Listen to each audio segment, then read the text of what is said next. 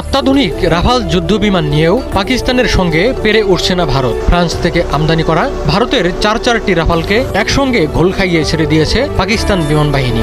হামলার প্রস্তুতি নিয়ে পাকিস্তানের দিকে অগ্রসর হতে গিয়ে পিছু হটতে বাধ্য হয় ভারতীয় বিমানগুলো। 29 থেকে 30 এপ্রিল রাতের মধ্যে ভারতীয় বিমান বাহিনীর 4টি রাফাল যুদ্ধবিমান হরিয়ানা রাজ্যের আম্বালা বিমান ঘাঁটি থেকে উড্ডয়ন করে পাকিস্তানের দিকে অগ্রসর হচ্ছিল। বিমানগুলোর গতিবেগ ছিল ঘন্টায় 1200 কিলোমিটার। পাকিস্তানের আকাশ প্রতিরক্ষা ব্যবস্থা তাৎক্ষণিকভাবে ভারতীয় যুদ্ধবিমানগুলোর রাডার, অনবোর্ড সেন্সর এবং যোগাযোগ ব্যবস্থা ব্লক করে দেয়। ফলে ভারতীয় বিমানগুলো একে অপরের সঙ্গে এবং স্থলের সঙ্গে যোগাযোগ হারিয়ে ফেলে। একই সময়ে পাকিস্তান বিমান বাহিনীর জে-10C যুদ্ধবিমানগুলো ভারতীয় বিমান বাহিনী মোকাবেলা করতে এবং আগ্রাসন প্রতিরোধ করতে আকাশে উড়ছিল। ফলে কোণঠাসা হয়ে ভারতীয় বিমানগুলো আম্বালায় ফিরে না গিয়ে শ্রীনগরে জরুরি অবতরণ করতে বাধ্য হয়।